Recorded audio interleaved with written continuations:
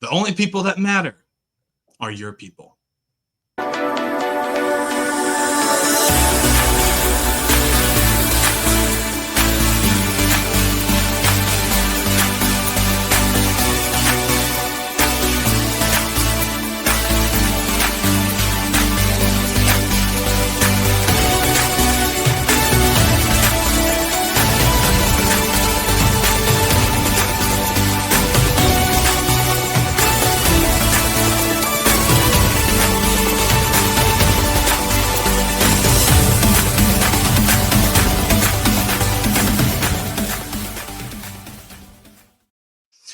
What up, champions? We're having fun in the studio today. This is Champion Reads, where we talk about best-selling books and their best principles to help you out with your best life.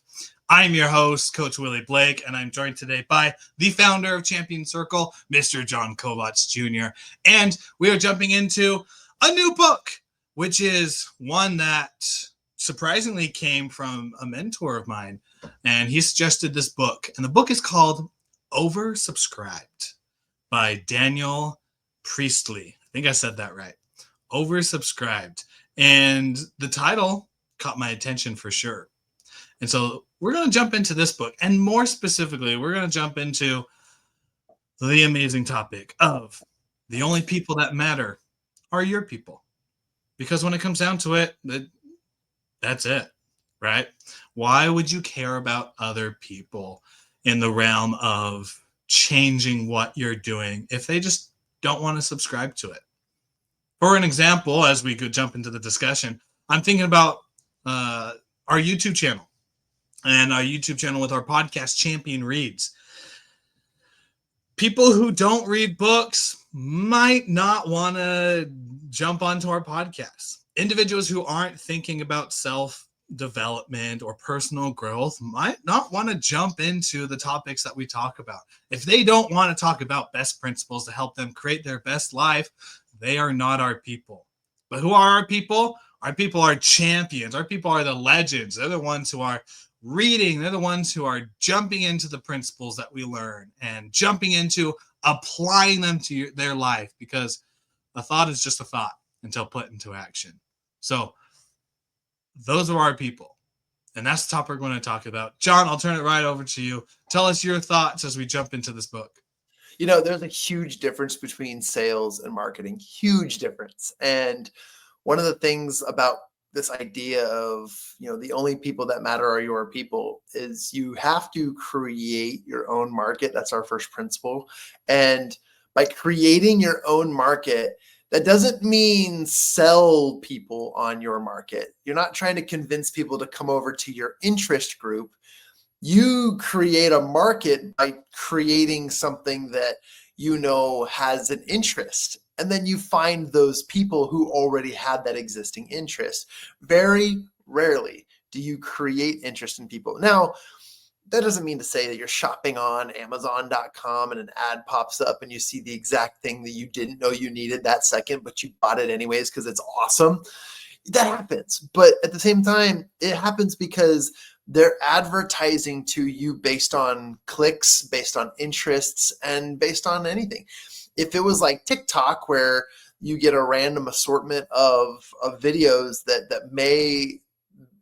you may like because people around you like them, they're generalizing that, and you might be in the know as to what awesome viral videos are on the For You page. But it's still, you gotta take a look at this and say you got to create your own market by defining who your people are. And Ian's not here today, but Ian would double down on this, and he would say that you've got to know your ideal client. And we've heard that over and over again. It is like we're now just like changing up the weapons that we're using to beat this dead horse. And I know that's a very graphic thing to say, but I just like we're basically just getting creative here with that phrase, which is, define who your ideal client is. And we've heard that over and over and over again. But a better way to look at it is, look, what do you want to create? And is there interest around it? And if so, great, go find the people who are, and then treat them like they're the only people that matter. Because if you're too interested in what other people are selling and who their people are and how successful they're going, okay, then you're never going to have what your niche provides. A very, very like similar niche to this is both Ian, myself, and Willie do enjoy the app Pokemon Go. I know, I unveiled it. I know we're kind of no, it's our secret. Nerds, we're all pretty nerdy, and that is a very niche group of people because there are very few people who are in our space of living, such as motivational speakers, personal development coaches, as well as like readers and so forth, who are also outside of the world of business interested in a fictitious Japanese world called Pokemon. And I think it's interesting. But there's gonna be a niche group of people, and those are our people, like people who have the pursuit of business growth and development in their sights, but they also enjoy a little fantasy on the side, and that's a really interesting take and look at this. So we all have our interests. You go and find the people who already have those existing interests. You can't create your own market by creating the customer's interest, by selling them your interest. You just got to go find where they're at because they all have it. It's existing, it's in there. And when that random advertisement does pop on your screen, it's not that you weren't thinking about that. It's just that you realize that that was something that you literally felt like I can't live without, or I have to have right now. And that's how you approach it. That's how you find it. So there's a huge difference, marketing and sales, but creating your own market, that's focusing on the people that truly do fit within your niche. And there's two different ways you can do it. You can do it on the route of figuring out your ideal client first, which most people should go that route. Or you can do it in the way which most people attempt to do, but then realize you got to do it the other way, which is you just create something from a problem and then try to make it fit into the market. One works better than the other, in my experience. But let me share with you an example that's worked well for me. When I first started out doing coaching and stuff, I was just a success coach, just a normal empowerment, motivational, go out there and anyone, literally anyone who wanted motivation, I'm your person. Because it was so broad, everyone was just like, I can just go to someone else who's more niche, someone who fits me better rather than just being a motivational coach. And as I was talking, actually it was a conversation with Ian and myself. It was raining after one of our in-person roundtables, and we're standing between double doors, and we're standing there. It's been about probably 45 minutes from us talking, and we're standing there, and I had a vulnerable moment with Ian. I'm like, Ian, I don't know what to niche down to, because I'm doing success coaching and I want it to work well, but no one's coming, and people just be like, oh, that's super cool, but then turn around and focus on other people. And I'm like, I want people to know what I stand for and know what I do and have it be of interest. And from there, Ian just said, well, I know you're dyslexic. Why not focus on dyslexic people? And from there went a whole nother hour conversation on that. But after we left, I thought about it. And it really came up just like, yeah, I want to focus on dyslexics.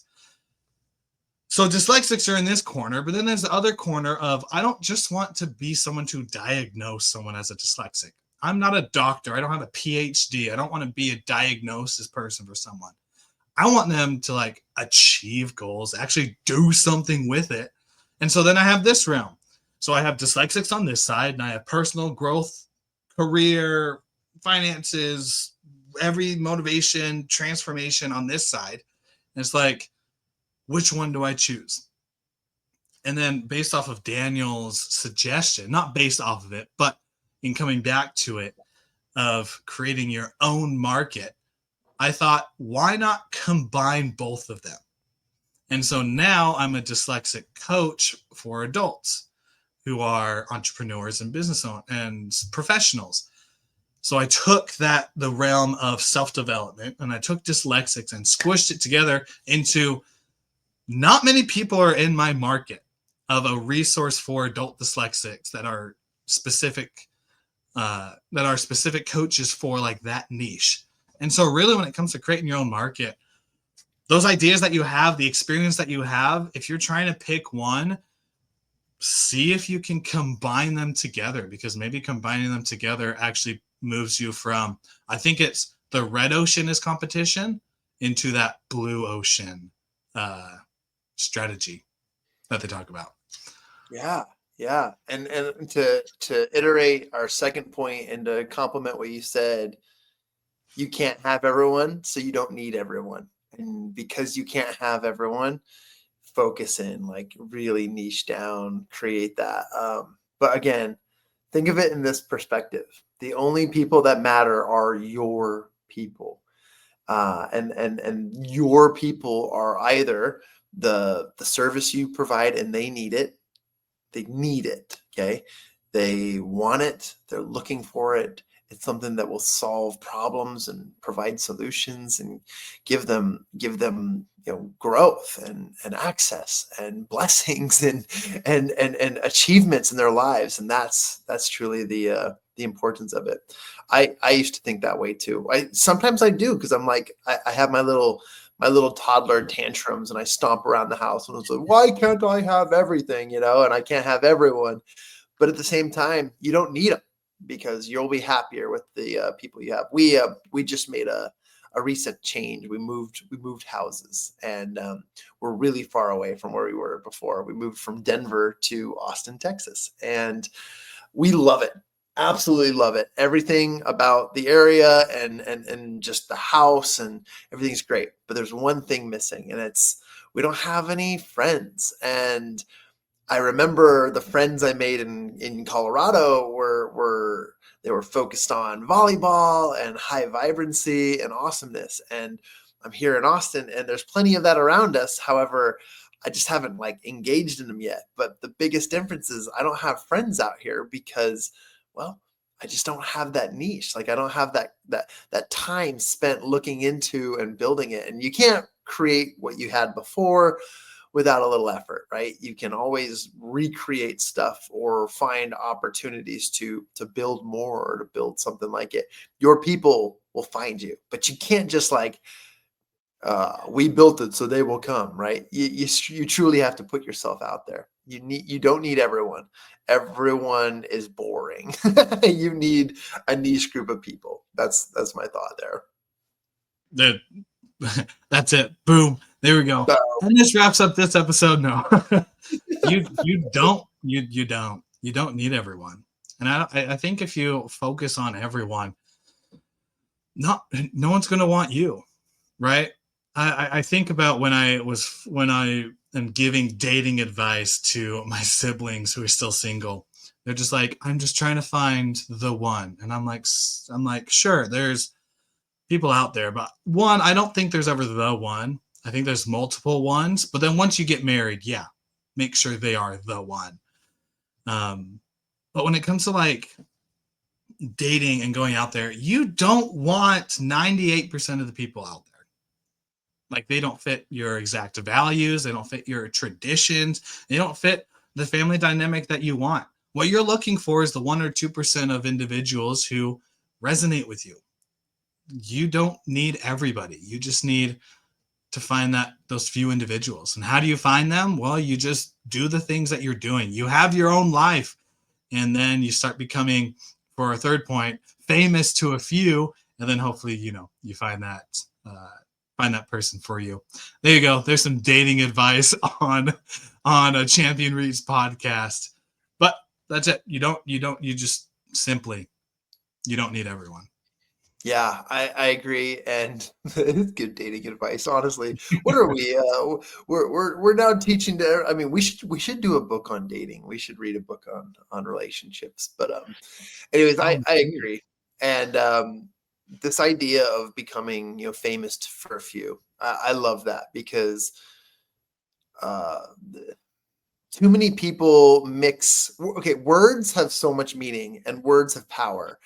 When you mix adages and when you mix phrases and sound bites, you're mixing the world of intentionality. So I dare to say you've heard the words like jack of all trades, but a master of none. And I think the rest of the quote is oftentimes better than a master of one, because it continues to say niche down, don't just be one thing, but be enough, be well-rounded.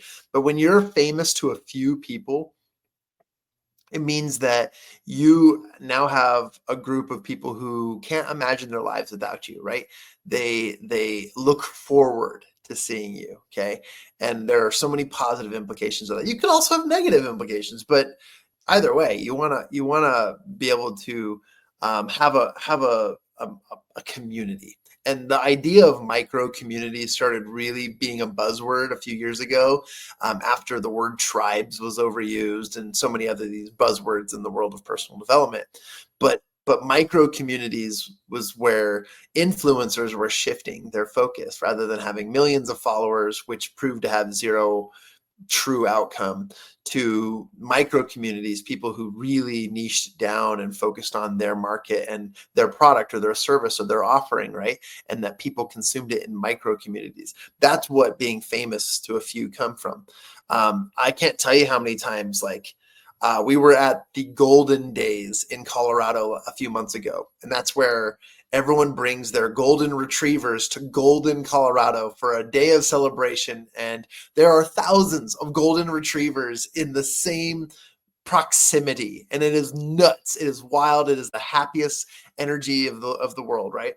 But what's fascinating is my wife and I saw this guy and we're like, oh, is that who we think it is? And it's this guy on TikTok, and his name is, he goes by Nala Stomps, or adventuring with his dog Nala. And Nala is this famous retriever. And I got to tell you, if I told my family about Nala, they'd be like, this dog is famous? What? How do you even know this? And it's such a micro community because he doesn't have an influence over the world. He has an influence over people who care and love about dogs. And so it's just, it's such a unique experience. And yes, we met him, and yes, we took photos with him and his dog Nala, and they were so cute. And no one else can share that because he was famous for a few. And I loved it. It was just a powerful, powerful sentiment. Yeah, man, thank you for sharing.